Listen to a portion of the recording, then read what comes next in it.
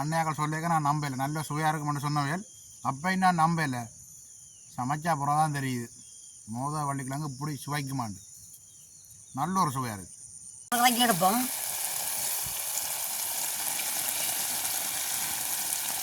இனி ஆற விட்டு சாப்பிட்டா சரியா நம்ம சாப்பிடுதான்.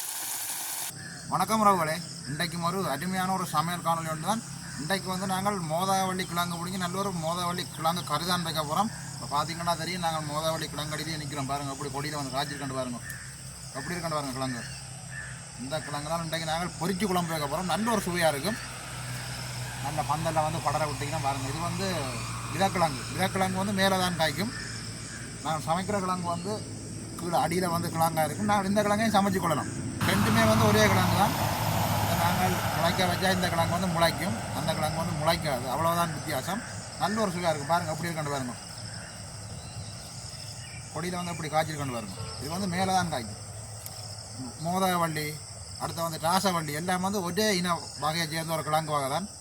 நாங்கள் அந்த பந்தலில் வந்து வடிவாக விட்டுருக்கிறோம் பாருங்க. அப்படி இருக்கண்டு பாருங்க, நல்ல ஒரு அழகாக இருக்குது. நாங்கள் இந்த கிழங்கு அப்படிங்க தான் நல்ல ஒரு கறி வைக்க போகிறோம். அப்படியே வாங்கோ, வீடியோக்குள்ளே போகலாம். அப்படியே பாருங்கள், பந்தல் அப்படி போட்டிங்கன்னு பாருங்கள்.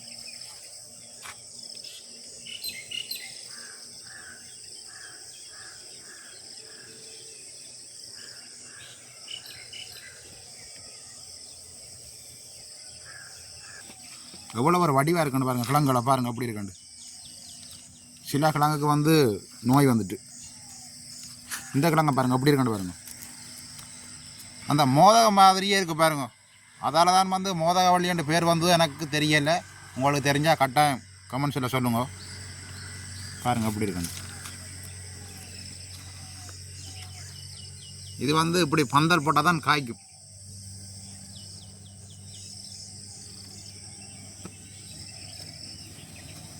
அதை விட இதில் தான் நிறைய கிழங்கு இருக்குது பாருங்கள்.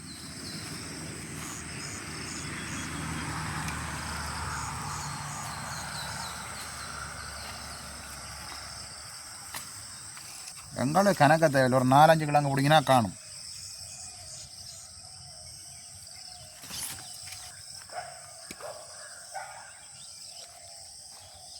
எவ்வளோ ஒரு வடிவாக இருக்குன்னு பாருங்க. இங்கே பாருங்க, இதுக்குள்ளே ஒரு கிழங்கு இருக்குது பாருங்க.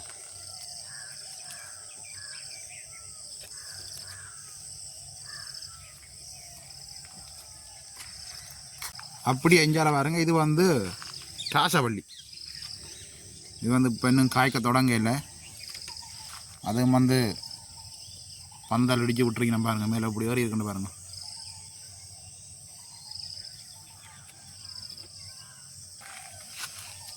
எப்படி பந்தல் ஏறி இருக்குன்னு பாருங்கள். இதுலேயும் வந்து கிழங்கு வரும். இதுக்கு வந்து இப்போ நாள் இருக்குது, இன்னும் காய்க்க தொடங்க இல்லை. இது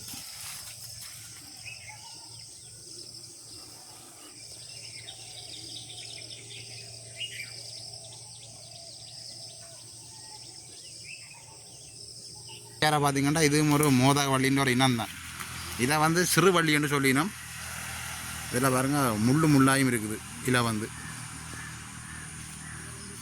உங்களுக்கு இதுன்ற சரியான பேர் தெரிஞ்சால் கட்டாயம் கமெண்ட்ஸில் சொல்லுங்கள். எப்படி இருக்குன்னு பாருங்கள்.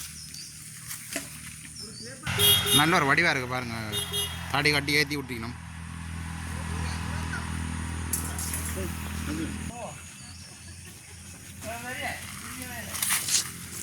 இஞ்சால பாருங்கள், இதெல்லாம் பாருங்கள் எப்படி இருக்குண்டு. கடியில் நல்ல வடிவாக ஏறுது பாருங்க. கொடியை பிடிச்சி கட்டி விட்டால் தானே ஏறும். இப்போ நாங்கள் எங்களுக்கு தேவையான மோதவள்ளி கிழங்க பிடுங்கி எடுப்போம்.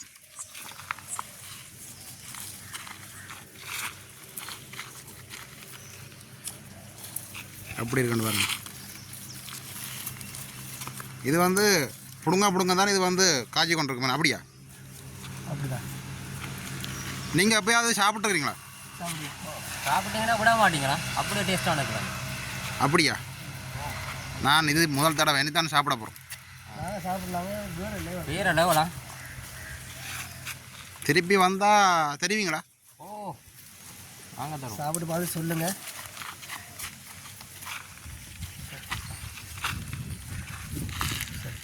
கிட்டத்தட்ட 1/2 கிலோ கூட வருமானே. காணும், எங்களுக்கு இவ்வளோ கிழங்குமே காணும். அப்போ நாங்கள் இனி கொண்டே சமைப்போம். அம்மா இன்றைக்கு நாங்கள் வந்து என்ன கறி வைக்க போகிறோம்? இன்றைக்கு நாங்கள் மோதவள்ளி கிழங்கு தான் பிரட்டல் கறி வைக்க போகிறோம். மோதவள்ளி கிழங்குல மோதவள்ளி கிழங்கு சொன்னோடனே நீங்கள் எப்படியோ கிழங்கு சொன்னோடனே நிலத்தில் விளையிறது தான் கிழங்குன்னு சொல்லி, இது கொடியில் காய்க்கிற காய் தான் இந்த கிழங்கு. கூடுதலாக வந்து கிழங்கு வகையெல்லாம் நிலத்திலான் விளையிற கூடுதலாக விளையும். ஆனால் இந்த மோதவள்ளி கிழங்கு மட்டும் கொடியில் தான் காய்க்கும். இது நிலத்திலே விளையும் கிழங்கு. அதை நாங்கள் சமையலுக்கு எடுக்கலாம். இதை கூடுதலாக வித விலங்குக்கும் எடுக்கிறது, சமையலுக்கும் எடுக்கிறது. நீங்கள் இது வரைக்கும் சாப்பிட்டுருக்கீங்களாம்மா இந்த கிழங்கு? நாங்கள் சாப்பிட்டுருக்கோம். ஆனால் நான் இது வரைக்கும் சாப்பிடல. இன்றைய தான் முதல் தரம் நான் சாப்பிட போகிறது. இதை நாங்கள் சீவி வெண்டைக்குள்ளே கொஞ்சம் அந்த விழுவிழுப்பு தன்மை இருக்கும். அதை நாங்கள் கொஞ்சம் உப்பு தண்ணிக்குள்ளே உப்பை போட்டுட்டு வெட்டி காய்க்கிற போட்டால் அந்த விழுவிழுப்பு தன்மை இருக்காது. அப்போ நாங்கள் சமைக்க தொடங்குவோம். அதை விட இன்றைக்கு வந்து மஞ்சள் மரத்தை எங்கே தூக்கி வச்சிருக்கணும்னு பாருங்க. மேசையில் தூக்கி வச்சிருக்கிறோம். வடிவாக கிடந்து அப்போ மேசையில் தூக்கி வச்சு பார்த்தேன், நல்லா இருந்து அப்படியே விட்டுட்டேன். மஞ்சள் மரம் நிற்கிது. அம்மாவுக்கு பின்னுக்கு நிற்கிறதே மஞ்சள் மரம் தான் ஃபுல்லாக. மஞ்சள் மரம், இஞ்சி மரம். அப்போ நாங்கள் சமையலை தொடங்குவோம். வேணாம்மா? சமையல் தொடங்குவோம். இப்போ மழையில் தானே. மோதவள்ளி கிழங்க பாருங்க. நாங்கள் இப்போ மோதவள்ளி கிழங்கு கறி வைக்கிறதுக்கு என்னென்ன பொருட்கள் எடுத்து வச்சுக்கிறோம்னு பார்த்தீங்கன்னு சொன்னால், 1/2 கிலோ மோதவள்ளி கிழங்கு எடுத்து வச்சுருக்கிறோம். அதோடு சேர்த்து பச்சை மிளகா, வெங்காயம் தேவையான அளவு, கருவேப்பிலை தேவையான அளவு, அதோட உப்பு, வெந்தயம், பெருஞ்சீரகம், மிளகாத்தூள் இதெல்லாம் எடுத்து வச்சுக்கிறோம். நாங்கள் இவ்வளோ பொருட்களையும் வச்சோண்டு தான் நல்ல ஒரு மோதவள்ளி கிழங்கு பிரட்டல் கறி கொண்டு வைக்க போகிறோம் இன்றைக்கு. சரி, நாங்கள் கிழங்கு வடையை கழுவி துப்புரவாக்குவோம். நாங்களுமே மோதவள்ளி கிழங்கு வடையை தண்ணி ஊற்றி கழுவி எடுப்போம்.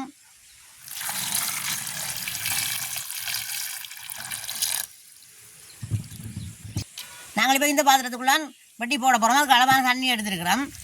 அளவான உப்பும் போட போகிறோம். அதுக்கு இந்த உப்பு தண்ணிக்குள்ள தான் நாங்கள் இந்த கிழங்கை வெட்டி போட போகிறோம். அப்போ தான் அந்த விழுவிழுப்பு தன்மையில் இல்லாமல் போகும். கிழங்கு உடைய செய்வோம். நாங்கள் பொரிச்சு தான் குழம்பு வைக்கணும். இந்த கிழங்கு பொரிச்சு குழம்பு வச்சா தான் நல்ல சுவையாக இருக்கும். பொரிக்கணும். விழுவிழுப்பு தன்மை இருக்குது இந்த கிழங்கு. அந்த சளித்தன்மை மாதிரி இருக்கு மேனம்மா. சீவைக்கு அந்த விழுவிழுப்பு தன்மை இருக்குது.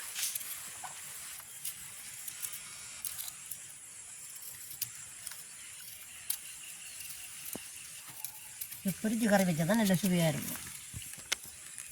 பட்டு வந்தாங்கள்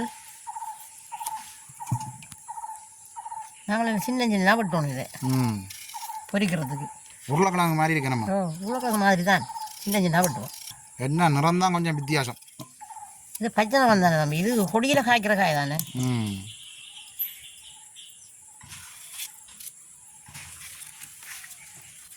இப்படியே நாங்கள் எல்லா கிழங்கையும் சீவி எடுப்போம் நம்ம. உங்களுக்கு அளவாக சீவி எடுப்போம் நாங்கள் உங்களுக்கு கறிக்கு. பாருங்க, நாங்கள் நல்ல ஒரு கிழங்கு வண்டி எடுத்துட்டோம். உப்பு தண்ணியில் போட்ட படிக்காமல் அந்த விழுவிழுப்பு தன்மை இல்லை. நாங்கள் இன்னொரு தண்ணியில் கழுவி எடுப்போம் முடிவாய்.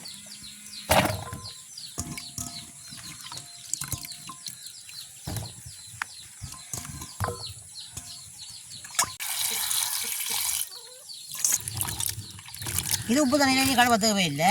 ஒருக்கா கழுவினா காணுமே.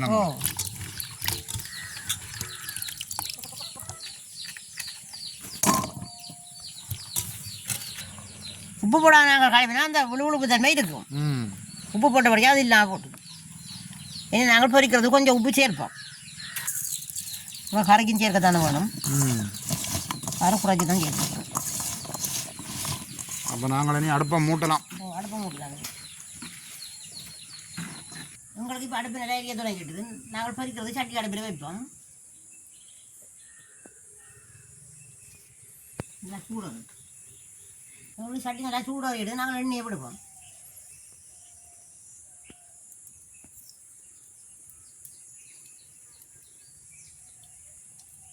உங்களுக்கு எண்ணெய் நல்லா கொதிச்சுட்டு நாங்கள் போட்டு பொரிப்போம் கிழங்கு.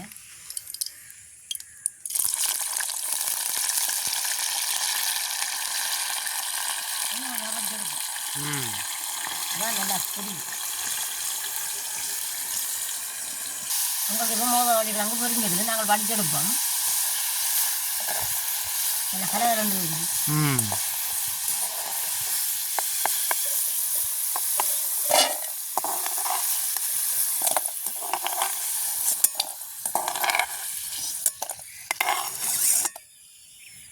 கிழங்கையும் மிச்சத்தையும் பொரிச்சு எடுப்போம். நாங்கள் இப்போ மோதவள்ளி கிழங்கு முழுக்க பொரிச்சு எடுத்துட்டோம். இனி நாங்கள் கறி வைப்போம். நாங்கள் இப்போ இந்த மண் சட்டியாக கறி வைக்க போகிறோம். அடுப்பில் இது சட்டியை வைப்போம். சரி, எங்களுக்கு நல்லா சட்டி சூடாக எடுத்து நாங்கள் எண்ணெய் எப்படி வந்து தாளிக்கிறது நல்லா சூடாக அடுப்பு நல்லா அரியுதல்லோ. அடுப்பு நல்லா இருக்குது. நாங்கள் இப்போ வெங்காயம் மிளகாய் போடுவோம்.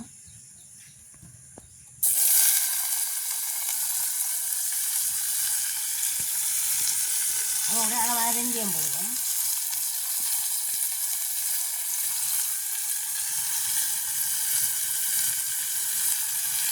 அதோட அளவாக வெந்தயம் போடுவோம்.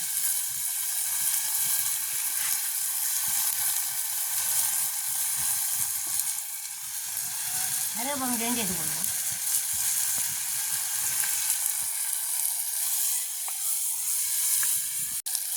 இப்போ கொஞ்சம் பச்சை மிளகா வெங்காயம் எல்லாம் நல்லா வதங்கிட்டு பொரிச்சு வச்சுக்கிற மோதவள்ளி கிழங்கையும் சேர்த்து கொள்வோம்.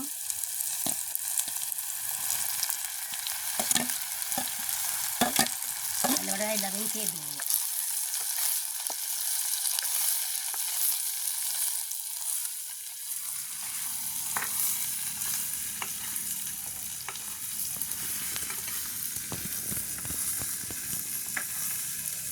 இதோட நாங்கள் தேங்காய் பால் சேர்த்து கொள்வோம்.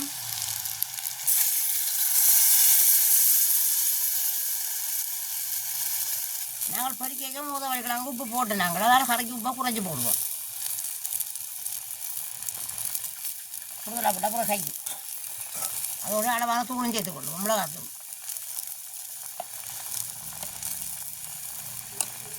இதோட எல்லாத்தையும் செய்து கலந்து விடுவோம்.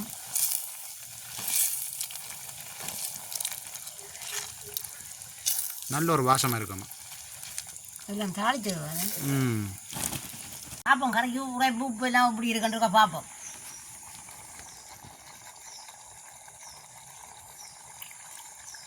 நல்லா இருந்தாங்க, நல்ல சுவையாக இருக்குது.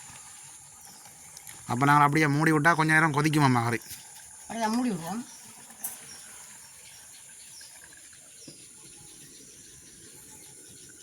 அப்படியே பாருங்கள், இந்த கறி மூடியில் எவ்வளோ வடிப்பு இருக்குன்னு பாருங்க. என்னம்மா கருமுடி படித்து தான் இருக்குது. ஆனால் துண்டுகளாக வேற இல்லை, துண்டா வேற இல்லை, மூடி இருக்குது. சரி, நாங்கள் திறந்து பார்ப்போம் கறியை. நல்லா கொதி எப்படி இருக்கு நம்ம நல்ல வாசமாகி இருக்கு. ஒரு 10 ரூபாய் பார்ப்போம். நல்லா கத்தி கொண்டு வந்துச்சு. இதுக்கு நாங்கள் அளவான கொஞ்சம் கடை புளி சேர்ப்போம்.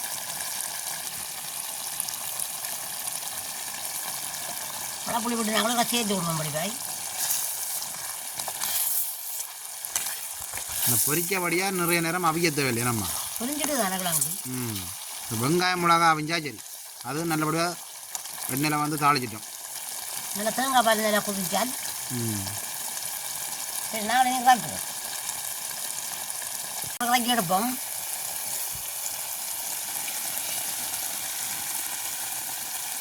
இனி ஆற விட்டு சாப்பிட்டா சரியா நம்ம சரி, சாப்பிடலாம். ஆறட்டும், மூடி விடுவோம். ஆறட்டும். இப்போ நாங்கள் சாப்பிடுவோம்.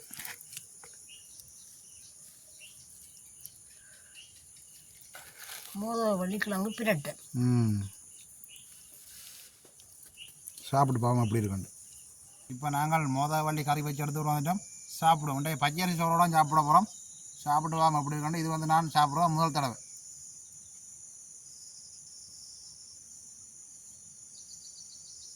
உண்மையிலேயே வந்து ஒரு நல்ல ஒரு சுவையாக இருக்குது.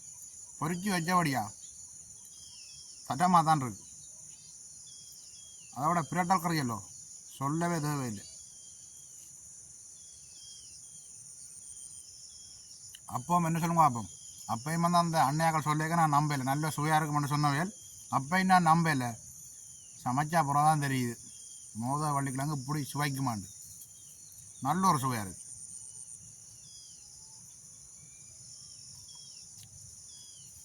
அஞ்சால பார்த்தீங்கன்னா நாய்க்குட்டி பிள்ளையாரும் வந்துட்டார் என்னோட சேர்ந்து. எப்படி சமைச்சா என்ன கிழங்கண்டே கண்டுபிடிக்க மாட்டோம். அந்த அளவுக்கு ஒரு நல்ல ஒரு சுவையாக இருக்குது. உங்களுக்கும் இப்படி மோதாவளி கிழங்கு கிடைச்சா நீங்கள் பொரிச்சு கறி வச்சு பாருங்கள் எப்படி இருக்குன்ட்டு ஒரு வித்தியாசமான ஒரு சுவையில் இருக்கும். அப்போ நாங்கள் இந்த வீடியோவோட முடிச்சுக்கொள்ளுவோம். மீண்டும் ஒரு அடுத்த நாள் சந்திப்போம். பாய் பாய்.